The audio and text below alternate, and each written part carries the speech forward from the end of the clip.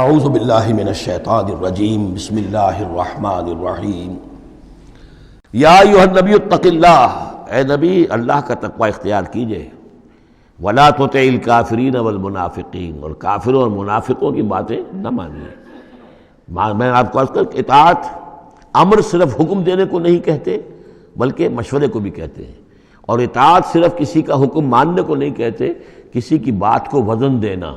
توجہ سے سننا، یہ بھی اس میں شامل ہے۔ وَلَا تُطِعِ الْكَافِرِينَ وَالْمُنَافِقِينَ، آپ ان کافروں اور منافقین کی بات کا دھیان نہ کریں۔ ان اللہ کان علیما حکیما، یقیناً اللہ تعالی علیم ہے اور حکیم ہے۔ وَاتَّبِعْ مَا يُوحَىٰ إِلَيْكَ مِن رَّبِّكَ، اور پیروی کیجئے اس کی کہ جو آپ کی طرف آپ کے رب کی طرف سے وحی کی جا رہی ہے۔ ان اللہ کان بما تعملون خبیرا، اور جو کچھ تم کرتے ہو اللہ اس سے واقف ہے۔ وَتَوَکَّلْ عَلَى اللَّهِ، اور اللہ پر توکل کیجئے۔ وَكَفَىٰ بِاللَّهِ وَكِيلًا، اور اللہ ہے کافی ہے آپ کے توکل کے لیے، آپ کے لیے سہارا۔ یعنی یہ کہ آپ لوگوں کی جو پروپیگنڈا ہوگا اس کا اندیشہ ہے آپ کو، اس کا بالکل دھیان نہ کیجئے۔ مَا جَعَلَ اللَّهُ لِلرَّجُلِ مِن قَلْبَيْنِ فِي جَوْفِهِ، اللہ تعالیٰ نے کسی انسان کے دل میں دو دل نہیں رکھے، کسی کے سینے میں، کسی کے پیٹ میں، یہاں پہ جوف جو ہے خالی جگہ کو کہتے ہیں، تو سینے کے اندر، کیونکہ یہ کیویٹی کہلاتی ہے، چیسٹ کیویٹی، اور پھر دوسری جو ہے ایبڈومینل کیویٹی ہے، تو اس میں دو دل نہیں رکھے ہیں، مگر دل ایک ہی ہوتا ہے۔ اسی طریقے سے گویا کہ بات کہی جا رہی ہے، کہنے کو تو ہم کہہ دیتے ہیں کہ دل جو ہے اور ہمارے دل یکجا ہو گئے ہیں، دل سے دل مل گیا، لیتا تو دل ہی رہتا، ایک ہی رہتا ہے انسان کا اپنا دل۔ لیکن اسی طریقے سے کسی شخص کی دو مائیں نہیں ہوتی، ماں تو وہی ہوتی ہے جس نے اس کو جنا ہے، اور کسی شخص کا بیٹا جو ہے بیٹا وہی ہوتا ہے جو اس کی صلب سے پیدا ہوا ہو۔ باقی یہ ہے کہ منہ بولا بیٹا جو وہ بیٹا نہیں بن جاتا۔ وَمَا جَعَلَ أَزْوَاجَكُمُ اللَّائِي، اور نہیں اللہ نے بنایا ہے تمہاری ان بیویوں کو، اللَّائِي تُظَاہِرُونَ مِنْهُنَّ، کہ جن سے تم زہار کر بیٹھتے ہو۔ یا زہار کا مضمون سورہ مجادلہ میں آئے گا۔ عربوں میں روایت یہ تھا کہ بہت ناراض ہو گئے، بیوی سے کہہ دیا تم تو میری ماں کی طرح ہو، گویا کہ اب یہ ہمیشہ کے لیے حرام ہو گئے۔ طلاق مغلظ کا بھی مغلظ در مغلظ طلاق ہو گئی، اب وہ کسی طرح بھی اس کے لیے اس سے کوئی تعلق رکھنا جائز نہیں ہے۔ تو یہ زہار جو ہے ماں بنا دیا، کہہ دیا کہ ماں بن گئی تو گویا کہ ماں بن گئی، لیکن اللہ تعالیٰ کے ہاں وہ ماں نہیں بنتی، ماں تو وہی ہے، جیسے کہ فرمایا وَمَا جَعَلَ أَزْوَاجَكُمُ اللَّائِي تُظَاهِرُونَ مِنْهُ أُمَّهَاتِهِمْ، جن سے تم زہار کر بیٹھتے ہو، جنہیں تم یہ کہتے ہو کہ تم میری ماں کے مانند یا ماں کی پیٹھ کے مانند ہو میرے لیے، تو وہ اللہ تمہاری مائیں نہیں بن جاتی۔ وَمَا جَعَلَ أَدْعِيَاءَكُمْ أَبْنَاءَكُمْ، نہ تمہارے منہ بولو بیٹوں کو اللہ تعالیٰ نے بیٹا بنایا ہے۔ ذالکم قولکم بافواہکم، یہ تو تمہاری منہ کی باتیں ہیں، منہ سے تم نے وہ جملہ کہہ دیا، تم تو میری ماں کی مانند ہو یا ماں کی پیٹھ کے مانند ہو، اور اسی طریقے سے کہہ دیا تم میرے بیٹے ہو، بیٹا تو وہی ہوگا۔ واللہ یقول الحق، اللہ تعالیٰ حق فرما رہا ہے، وہو یہدی السبیل، اور وہی سیدھے راستے کی طرف ہدایت دینے والا ہے۔ ادعوہم لآبائہم، لوگوں کو پکارا کرو ان کے باپوں کے ساتھ، باپوں کے نام کے ساتھ۔ چنانچہ یہ حکم ہے،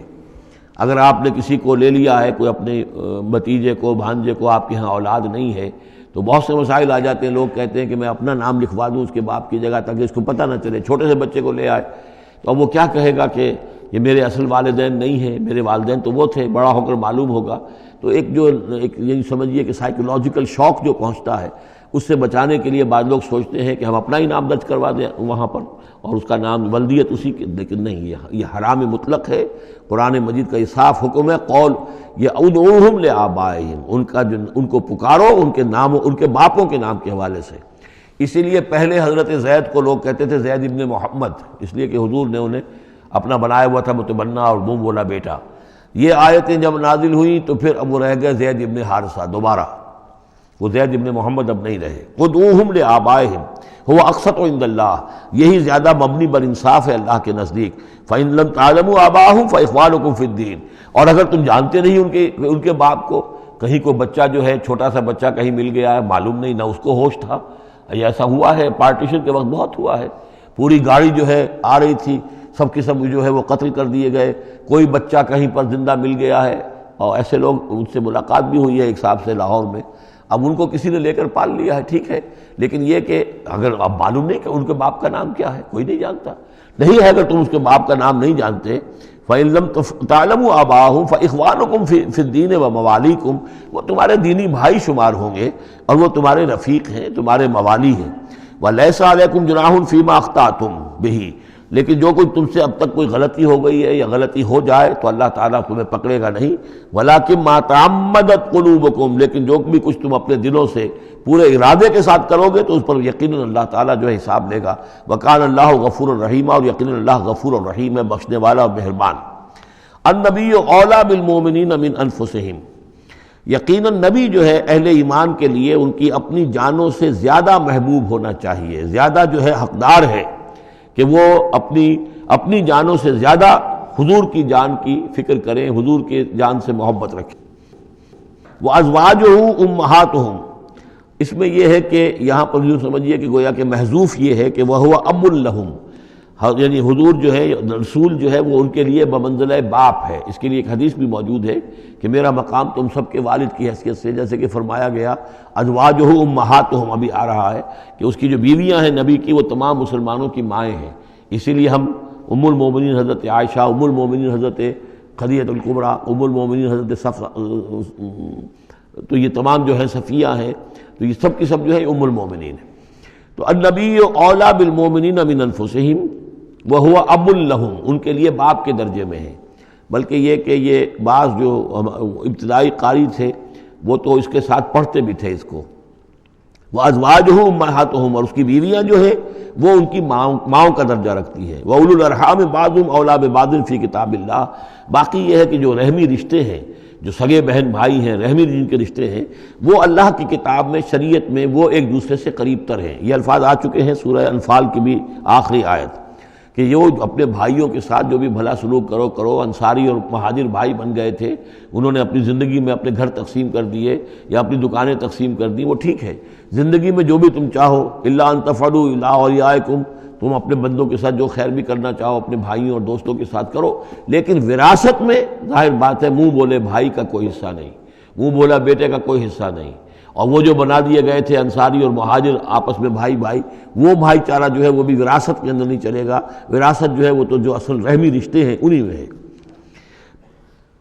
وَأُولُو الْأَرْحَامِ بَعْضُهُمْ أَوْلَىٰ بِبَعْضٍ فِي كِتَابِ اللَّهِ مِنَ الْمُؤْمِنِينَ وَالْمُهَاجِرِينَ، اہل ایمان اور مہاجرین ان سب کا معاملہ یہی ہے۔ إِلَّا أَن تَفْعَلُوا إِلَىٰ أَوْلِيَائِكُمْ مَعْرُوفًا، ہاں تم اپنے دوستوں کے ساتھ کوئی نیک سلوک کرو، بھلائی کرو، ان کو کچھ اپنے زندگی کے اندر تم اگر کچھ ہبہ کرنا چاہتے ہو ہبہ کر سکتے ہو، یہ سارے کام ہو سکتے ہیں، لیکن قانون اور شریعت اور وراثت اس میں ان کا کوئی حصہ نہیں۔ کان ذالک فی الکتاب مستورا، یہ تمام چیزیں جو ہیں کتاب میں پہلے سے لکھی ہوئی ہیں۔ اس لیے بھی کہ یہ چیزیں جو آ چکی ہیں، اول تو یہ کہ تورات میں بھی ہوں گی، لیکن سورہ نساء میں بھی یہ باتیں آ چکی ہیں، اسی طریقے سے سورہ انفال میں بھی آ چکی ہیں۔ وَإِذْ أَخَذْنَا مِنَ النَّبِيِّينَ مِيثَاقَهُمْ، اور ذرا یاد کرو جب کہ ہم نے لیا تھا انبیاء سے ایک میثاق۔ یہ آل عمران میں ہم پڑھ چکے ہیں، 81 اور 82 نمبر 81 82 آیات ہیں یہ، اس میں ہم نے ایک میثاق لیا تھا، میثاق النبیین، ومنک ومن نوح، آپ سے بھی لیا تھا اور نوح سے بھی لیا تھا، وابراہیم وموسیٰ وعیسیٰ ابن مریم، اور ابراہیم سے اور موسیٰ سے اور عیسیٰ ابن مریم سے، وَأَخَذْنَا مِنْهُمْ مِيثَاقًا غَلِيظًا، اور ان سب سے ہم نے بڑا گاڑھا قول و قرار لیا تھا، میثاق لیا تھا۔ یہ ذکر ہو چکا ہے سورہ آل عمران میں۔ اور یہاں بھی نوٹ کیجئے، اگر ہم یہ نہ مانیں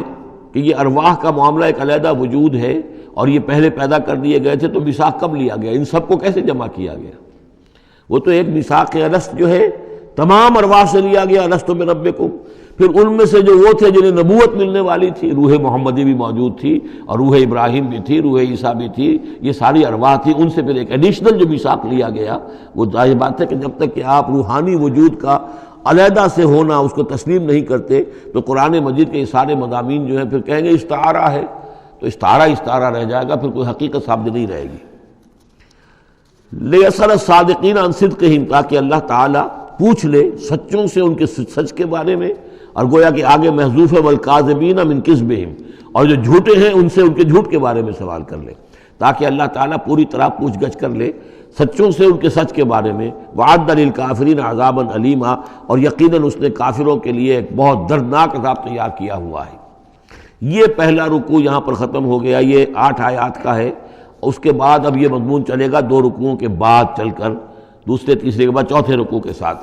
ابھی یہ صرف اس کی تمہید ہے کہ اے نبی آپ ان کافروں کا اور منافقین کا کوئی اسکینڈل بن جائے گا، کوئی یہ ہو جائے گا، کوئی وہ ہو جائے گا، اس کو اپنے ذہن سے بالکل نکال دیجئے، جو اللہ کا حکم ہے اس کے اوپر عمل کیجئے۔ آپ کے لیے وہ نکاح کرنے میں قطعاً کوئی قباحت نہیں ہے، اور اللہ تعالیٰ نے تو گویا کہ آپ کو حکم دے دیا، اس لیے کہ وہ آ جائے گا کہ ہم نے تو وہ شادی آپ کی کر دی ہے، ہمارے حکم سے یہ حضرت زینب کے ساتھ آپ کا نکاح جو ہے طے پا چکا ہے۔ صدق اللہ العظیم۔